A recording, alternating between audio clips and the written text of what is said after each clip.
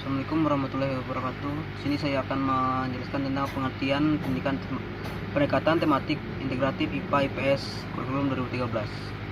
Pendekatan tematik terpadu integratif merupakan pendekatan pembelajaran yang memadukan pokok bahasan yang beberapa mata pembelajaran yang menjadikan satu tema berkaitan studi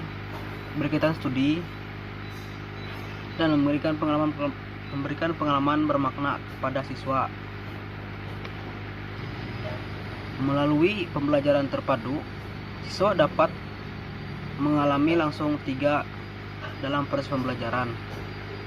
Hal ini dapat menambah daya menyarankan keutamakan penggunaan pendekatan ini. Premis utama pendekatan tematik terpadu adalah bahwa siswa membutuhkan kesempatan tambah agar dapat memanfaatkan bakat dan talenta yang menyediakan waktu bersama yang lain untuk secara cepat mengakomodasikan perbedaan kuantitatif terkait lingkungan belajar yang ada di sekitar siswa tersebut. Selanjutnya, karakteristik IPA. Ilmu pengetahuan IPA merupakan bagian dari sains. IPA mempelajari tentang alam serta baik yang dapat diamati dengan indera maupun yang tidak diamati. Kumpulan pengetahuan tersusun secara sistematik dan dalam menggunakan secara umum terbatas pada gejala-gejala alam lainnya. Dan juga IPA berupaya membangkitkan minat manusia agar ingin meningkatkan kecerdasan dan pemahamannya tentang alam seisinya yang penuh dengan rahasia yang tak ada habis-habisnya. Melihat dari penjelasan IPA, maka nilai IPA yang dapat ditanamkan dalam pembelajaran IPA antara lain sebagai berikutnya, itu A-nya kecakapan bekerja dan berpikir secara teratur dan sistematik menurut langkah-langkah metode ilmiah. Yang B, keterampilan kecakapan dalam mengadakan pengamatan, mempergunakan alat-alat eksperimen yang memecahkan masalah. Yang C itu memiliki sikap ilmiah yang diperlukan dalam memecahkan masalah dalam kaitannya dengan pembelajaran sains. Selanjutnya akan dijelaskan oleh Dandi Sutriawan. Assalamualaikum warahmatullahi wabarakatuh. Di sini perkenalkan, nama saya Dandi Sutriawan. Di sini saya bakal melanjutkan penjelasan dari Saudara Akbar, di mana penjelasannya di sini yaitu tentang karakteristik pendidikan IPS. Di mana pendidikan IPS merupakan gabungan ilmu-ilmu sosial terintegritas atau terpadu, di mana pengertian terpadu bahwa atau materi IPS diambil dari ilmu-ilmu sosial yang dipadukan dan tidak terpisah-pisah dalam kotak disiplin. Di mana di sini berikut ini adalah karakteristik IPS dilihat dari materi dan strategi penyampaiannya. Di sini ada 2, di mana yang pertama ada materi IPS dan yang keduanya ada tentang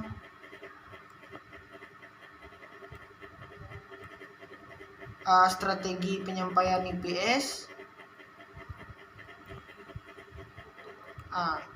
Ya, di sini ada 2 strategi yang dimana strategi penyampaiannya, dimana yang pertama itu materi IPS dan yang kedua strategi penyampaian IPS. Dimana saya akan menjelaskan poin yang pertama, dimana materi IPS itu mempelajari IPS pada hakikatnya adalah menelaah interaksi antara individu dan masyarakat dengan lingkungan. Saya ambil contoh seperti fisik dan sosial budaya. Maksudnya itu saya ambil contoh seperti kita gotong royong. Nah, gotong royong itu kan mengandalkan fisik. Nah, jadi di dalam gotong royong itu adanya yang namanya sosial budaya. Jadi sama-sama saling membantu. Seperti itu. Terus yang kedua ada materi IPS, strategi penyampaian IPS, di mana strateginya di sini yaitu suatu pengajaran IPS sebagian besar adalah didasarkan pada satu tradisi, yaitu materi disusun dalam urutan, di mana seperti anak atau diri sendiri gitu, keluarga, masyarakat atau tetangga, kota, regius, negara, dan di dunia. Tipe kurikulum ini disebut the widening horizon of expanding every moment kurikulum, di mana di sini dikemukakan oleh Mukminan 1996. Tipe kurikulum tersebut didasarkan pada asumsi bahwa anak pertama dikenalkan atau perlu memperoleh konsep yang berhubungan dengan lingkungan terdekat atau diri sendiri. Selanjutnya secara bertahap dan sistematis bergerak dan lingkungan konsentrasi keluar dari lingkungan tersebut. Kemudian mengembangkan kemampuan untuk menghadapi unsur-unsur dunia yang lebih luas. Maksudnya itu ialah diri kita sendiri, yaitu mampu keluar dari zona ruang lingkup yang di situ saja. Maksudnya itu kita itu mampu bersaing dan mampu menghadapi bagaimana sistem yang ada di luar sana dan mampu itu bersaing dengan negara-negara yang ada di luar sana, atau mampu bersaing lah dengan di dunia gitu, apalagi mampu bersaing dengan negara-negara lain. Itu sangat baik lah di dalam suatu strategi penyampaian pengajaran IPS. Sampai situ, terima kasih. Selanjutnya bakal dilanjutkan oleh saudara Gawan. The widening horizon of expanding every moment kurikulum, di mana di sini dikemukakan oleh Mukminan 1996. Tipe kurikulum tersebut didasarkan pada asumsi bahwa anak pertama dikenalkan atau perlu memperoleh konsep yang berhubungan dengan lingkungan terdekat atau diri sendiri. Selanjutnya secara bertahap dan sistematis bergerak dan lingkungan konsentrasi keluar dari lingkungan tersebut. Kemudian mengembangkan kemampuan untuk menghadapi unsur-unsur dunia yang lebih luas. Maksudnya itu ialah diri kita sendiri, yaitu mampu keluar dari zona ruang lingkup yang di situ saja. Maksudnya itu kita itu mampu bersaing dan mampu menghadapi bagaimana sistem yang ada di luar sana dan mampu itu bersaing dengan negara-negara yang ada di luar sana, atau mampu bersaing lah dengan di dunia gitu, apalagi mampu bersaing dengan negara-negara lain. Itu sangat baik lah di dalam suatu strategi penyampaian pengajaran IPS. Sampai situ, terima kasih. Selanjutnya bakal dilanjutkan oleh saudara Gawan. Saya akan melanjutkan presentasi dari teman saya, yaitu kemampuan yang didapat dalam IPA dan IPS. Yang pertama itu adalah berbahasa asing. Kemampuan pertama ini jelas dimiliki oleh anak IPA dan IPS, sebab kedua jurusan tersebut menuntut para pelajarnya untuk dapat menguasai bahasa asing, minimal bahasa Inggris.